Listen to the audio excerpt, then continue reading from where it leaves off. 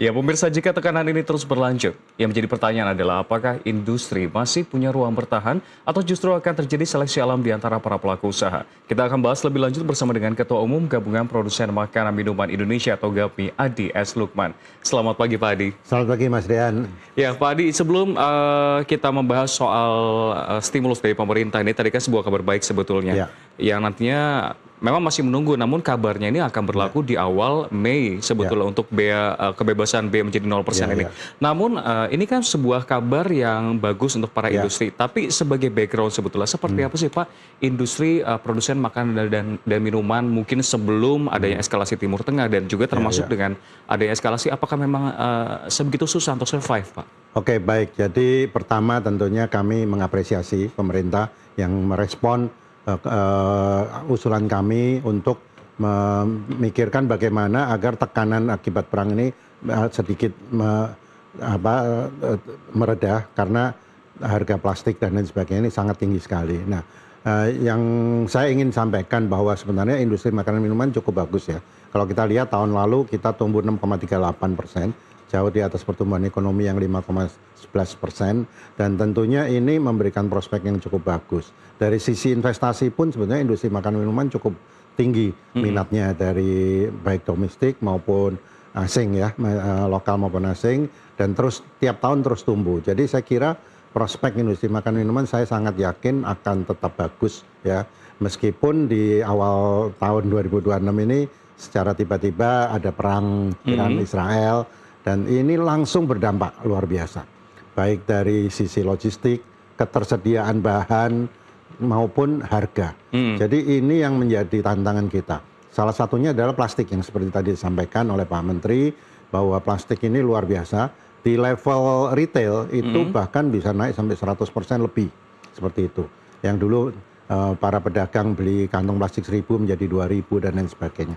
Tapi di sisi industri, khususnya industri menengah besar, yang masih punya stok, yang masih punya inventory yang memadai, itu masih bisa kenaikan berkisar antara 30-60% tergantung dari ketersediaannya masing-masing. Yang menyedihkan memang di hulunya menyatakan force majeure, baik itu Chandra Asri, Lotte, dan bukan hanya di Indonesia saja, di kawasan juga, baik di ASEAN maupun di negara-negara lain, itu menyatakan force majeure. Inilah yang memicu kenaikan yang luar biasa ya. Tapi dengan pendekatan kami dan juga ya, dengan semangat Indonesia Incorporated, akhirnya pemerintah memberikan respon yang baik. Dan kami mendapatkan informasi bahwa akan ditargetkan dalam minggu ini harus selesai. Peraturan teknisnya baik dari Kementerian Keuangan maupun dari perindustrian. Karena secara jelas pemerintah sudah ingin membantu meredam atau menurunkan beban yang sangat tidak masuk akal. Dan yang lebih penting lagi adalah ketersediaan, bukan hanya harga. Kalau sampai tidak tersedia, nah inilah yang menjadi masalah yang lebih berat lagi menurut kami. Baik, Pak Adi. Ini menjadi pertanyaan sebetulnya, Pak. Walaupun terbilang masih baru beberapa bulan ya, ketiadaan dari stok plastik dan juga harga minyak yang tinggi ini, seberapa besar, Pak, dampaknya dan juga seberapa cepat rambatan terhadap industri makanan minuman? Karena kalau kita ketahui sebetulnya kan makanan minuman ini menjadi salah satu kontributor terbesar untuk PDB industri non-migas, bahkan sampai 40%. Apakah jadi pesimistis nantinya untuk PDB jadi tidak sebesar sebelumnya, Pak? Nah, saya yakin masih tetap kalau kontribusi ya, biar bagaimanapun masyarakat kan butuh makan ya, baik itu makanan pokok maupun makanan sekunder ya. Nah, kalau kontribusi saya pikir tetap ya, karena itu. Nah, tapi kalau kita lihat dari sisi harga, ini memang yang menjadi tantangan. Kalau saya bicara yang UKM dulu, kalau UKM itu memang daya tahan industrinya sangat rentan sekali. Mereka bahkan ada yang kalau yang mikro itu biasanya hanya punya stok 1-2 hari. Nah, agak besar sedikit bisa seminggu 2 minggu. Tapi kalau yang menengah besar biasanya kan punya stok agak panjang, bisa 2 bulan, bisa 3 bulan seperti itu. Nah, yang kecil-kecil ini saya mendapatkan laporan langsung mereka naikkan harga, karena bayangkan kalau kontribusi kemasan itu sekitar 30% aja ya dari produknya. Kalau dia naik 100%, artinya kenaikan itu kan luar biasa, langsung 30% berdampak terhadap harga pokoknya. Nah, mereka sangat pasti tidak kuat, dan oleh sebab itu ada yang downsizing, ada yang menaikkan harga dan lain sebagainya. Tapi bagi industri menengah besar tidak mudah merubah-rubah harga karena kita terkait dengan supply chain, logistik dengan modern trade maupun GT. Biasanya kita harus negosiasi dulu kenaikan harga kapan dan lain sebagainya. Kemudian kita juga menyesuaikan stok kita, apakah masih cukup atau tidak. Dan masing-masing industri punya ketahanan yang berbeda-beda. Ada yang 1 bulan, 2 bulan, 3 bulan. Nah, mudah-mudahan perang ini tidak berkelanjutan ya. Kalau berkelanjutan kita memang harus ini. Tapi saya lihat di pasar kenaikan harga produk sudah terjadi.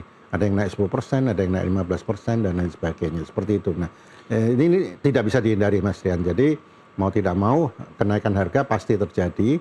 Hanya tinggal waktu dan besarannya tergantung masing-masing ketahanan dari industri tersebut.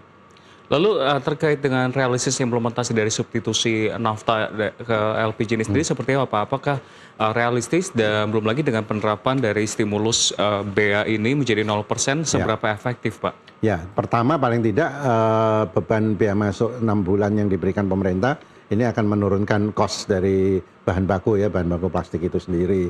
Ini sedikit meredakan dan kita cukup optimis ya. Dan yang kedua, saya mendapatkan informasi dari industri hulu, mereka sudah mencari alternatif dari negara-negara lain, bukan hanya dari Timur Tengah yang tertutup Hormuz dan lain sebagainya, tapi dari Amerika, Kanada dan lain sebagainya, mereka sudah mencari alternatif itu dan sebagian katanya sudah on the way masuk. Nah, ini mudah-mudahan bisa memperpanjang ketersediaan dalam negeri ya.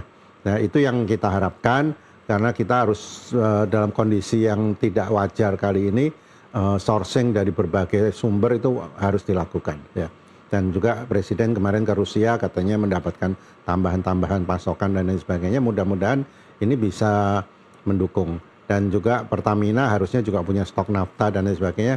Mungkin bisa didiskusikan untuk sebagian digunakan untuk bahan baku plastik dan lain sebagainya. Ini penting karena kemasan ini sangat penting sekali. Apalagi makanan minuman ya untuk memperpanjang masa simpan, distribusi dan menjaga keamanan pangan dan lain sebagainya seperti itu. Iya, dan kalau kita lihat kan sebetulnya Pak Adi, pemerintah pun juga sudah mulai melakukan banyak sikap dan strategi, baik itu untuk terhadap konsumen, mengatakan bahwa tidak akan menerapkan pajak-pajak terlebih dahulu sebelum daya beli meningkat. Namun apakah stimulus untuk para pengusaha ini sudah cukup banyak, termasuk kan kalau untuk industri makanan dan minuman, ini termasuk dari BEA LPG tadi, atau ada stimulus lain harapannya yang bisa dilakukan pemerintah, misalnya perpanjangan dari 6 bulan menjadi setahun gitu? Jadi kalau kita berkaca dari, kita bandingkan dengan COVID dulu ya. Pada saat COVID itu ternyata kali ini lebih berat.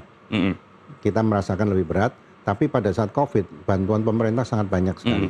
Mulai dari BPJS yang ditunda, kemudian ada uang tunai untuk para pekerja yang di UMP dan lain sebagainya, penundaan beberapa biaya dan termasuk perbankan mendukung dan lain sebagainya. Tapi kali ini memang kita sangat berharap pemerintah bukan hanya menurunkan biaya masuk aja untuk yang plastik, tapi untuk kebijakan-kebijakan lainnya, perizinan yang lebih dipermudah, lebih dipercepat, dengan biaya-biaya yang lebih murah, ini perlu dipikirkan. Karena mau tidak mau ini menjadi stimulus bagi industri untuk tetap bertahan dalam kondisi seperti ini.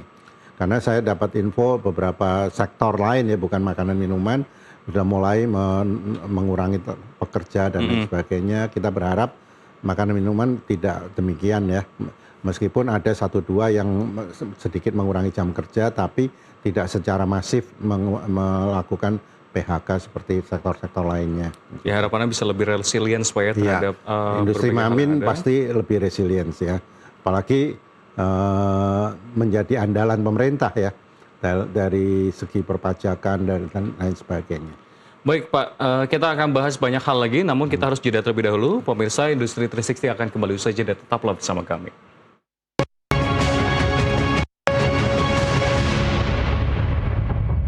Pemirsa, Anda masih menyaksikan Nusantara Economic Update bersama saya Rian Antono dalam segmen Industri 360, dan saat ini masih bersama kami Adi S. Lukman, Ketua Umum Gabungan Produsen Makanan Minuman Indonesia atau GAPMI. Ya Pak Adi, tadi Anda sempat mengatakan Pak, kalau saat ini memang sudah ada yang menaikkan harga di pasaran, khususnya untuk usaha yang kecil. Namun usaha yang besar terbilang sulit untuk menaikkan karena supply chain dan lain-lain. Tapi seberapa lama dan seberapa batasnya Pak akhirnya kekuatan dari kemampuan menyerap kenaikan harga ini akan dilanjutkan? Ya, memang sangat tergantung dari masing-masing perusahaan ya.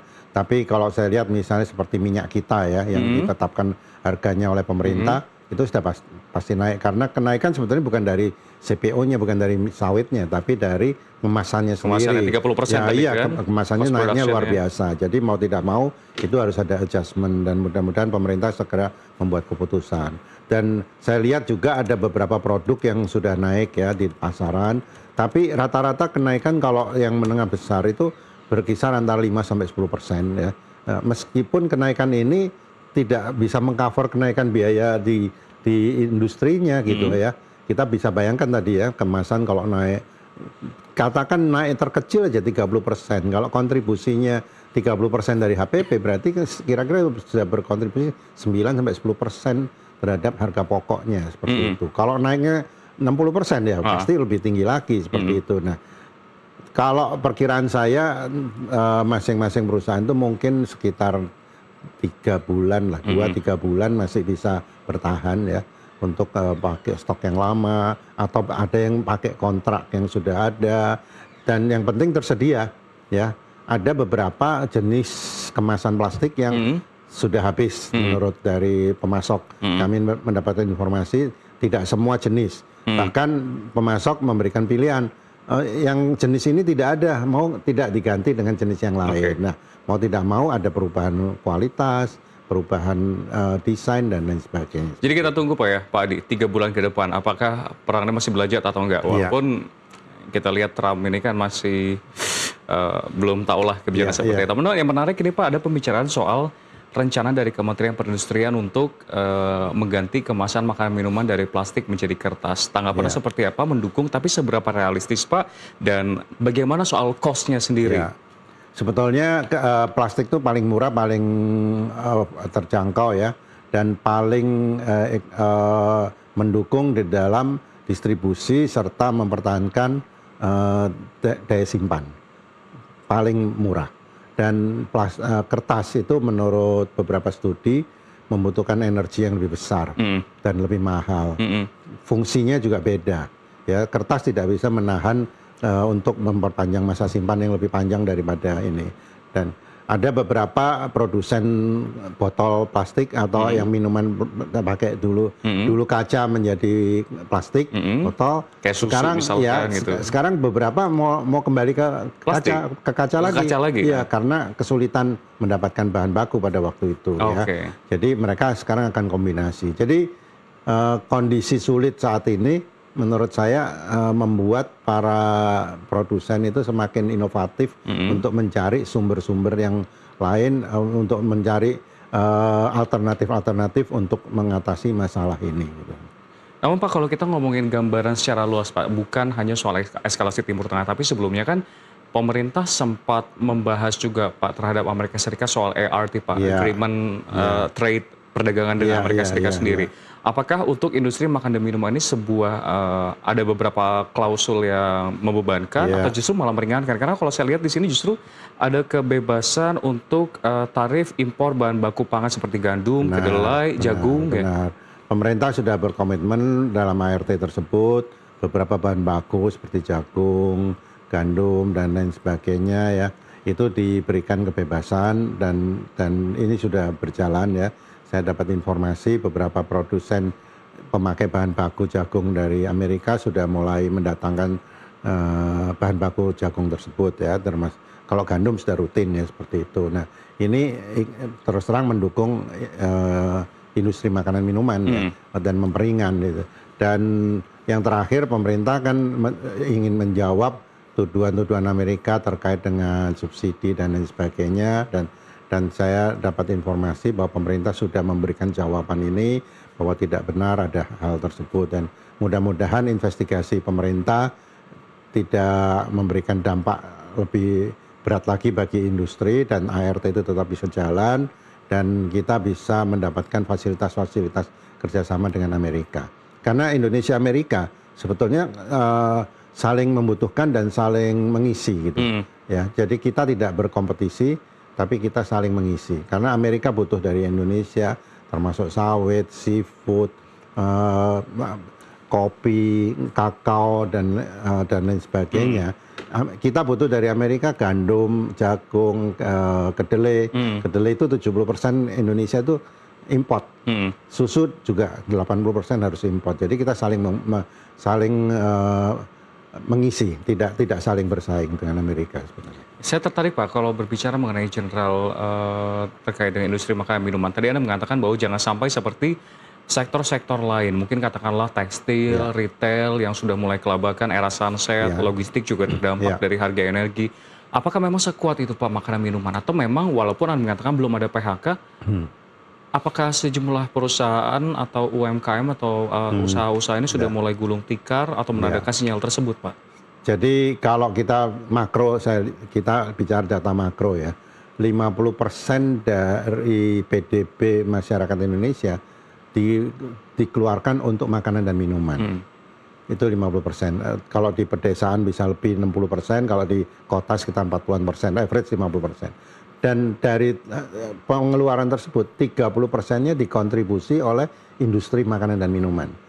70%-nya dari horeca, restoran, kantin, pangan rumah tangga. Jadi kita bisa bayangkan 50% PDB untuk makan minuman. Jadi saya tetap optimis masyarakat tetap butuh makan dan tetap harus spending untuk makanan minuman. Hanya memang memilih ya, mungkin kalau dulu harga tidak kuat harga ini, dia akan beralih ke ini. Nah, inilah yang kita harus tetap inovatif dari produsen untuk memikirkan dengan kualitas yang kita tetap jaga baik, aman, tapi dengan harga yang lebih murah. Maka dari itu peran dari procurement dan manufacturing untuk berinovasi, membuat produk-produk ini lebih affordable, ini menjadi tantangan kita saat ini gitu. Baik, kalau tadi secara umum, tapi kalau secara usaha Anda sendiri atau mungkin dari GAPI sendiri, apa Pak strategi yang dilakukan dengan berbagai sentimen yang ada? Apakah mempertahankan, menjaga volume penjualan atau mempertahankan margin Pak strateginya? Pertama tentunya margin akan sulit untuk dipertahankan. Ini sudah pasti. Karena bahan baku, energi, logistik semua naiknya lebih besar daripada kita rencana mau menaikkan harga yang makanan minuman price sensitif tidak bisa besar. Jadi udah pasti tidak. Kami dari strategi di technical, jadi kita melakukan berbagai inovasi untuk produk-produk yang penggantian bahan baku yang lebih affordable, lebih terjangkau ya. Kemudian kita dari pembelian melakukan sourcing dari beberapa sumber yang bisa diharapkan lebih baik, lebih cepat ya. Karena ini masalah logistik. Nah, kemudian efisiensi di dalam manufacturing sendiri, termasuk efisiensi dalam energi. Bagaimana kita menggunakan energi yang lebih murah, lebih ramah lingkungan dan lain sebagainya, ini terus kita lakukan.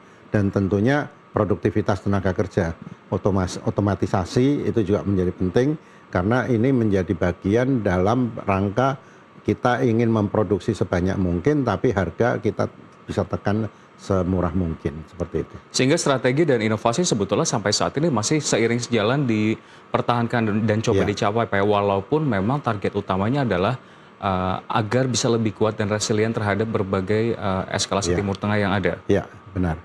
Baik, ya, terakhir Pak mungkin lebih perjelas lagi seperti apa Pak harapan lagi terhadap pemerintah, harapan lagi itu maksudnya yang lebih mengerucut terhadap satu hal, seperti apa juga melihat outlook-nya di tahun 2026 hingga 2027 Pak,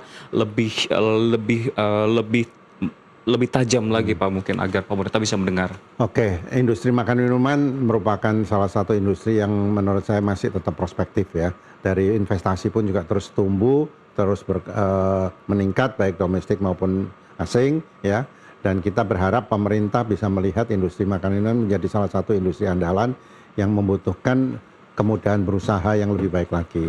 Dan kita berharap sinkronisasi peraturan pusat, daerah, dan semuanya ini bisa disederhanakan, bisa mempercepat, ease of doing business bisa lebih baik, dan lebih murah dalam berusaha. Ya. Kemudian kita berharap juga insentif-insentif seperti saat ini biaya masuk tidak hanya 6 bulan tapi bisa diperpanjang melihat situasi yang kita harus pemulihan ya, butuh waktu pemulihan untuk bisa kembali normal. Mungkin 6 bulan belum cukup ya, seperti itu. Nah, kemudian kita juga berharap dari sisi perbankan juga melihat bahwa industri makan minuman ini perlu terus didukung dalam kondisi saat ini, apalagi membutuhkan cash flow yang lebih baik lagi. Mudah-mudahan tidak ada pembatasan dan bisa terus didorong agar bisa pulih kembali seperti yang lalu, seperti itu. Baik, tentu kita harapkan semua yang terjadi, eskalasi Timur Tengah, harga energi yang meningkat ini bisa segera usai sehingga usaha dan juga industri di Indonesia ini juga bisa rebound kembali. Dan pemirsa, berikut tadi dialog kami bersama dengan Adi S. Lukman, Ketua Umum Gabungan Produsen Makanan Minuman Indonesia atau GAPMI, dan dialog tadi mengakhiri perjumpaan kita di Nusantara Economic Update. Saya Riana Tono, terima kasih dan sampai jumpa.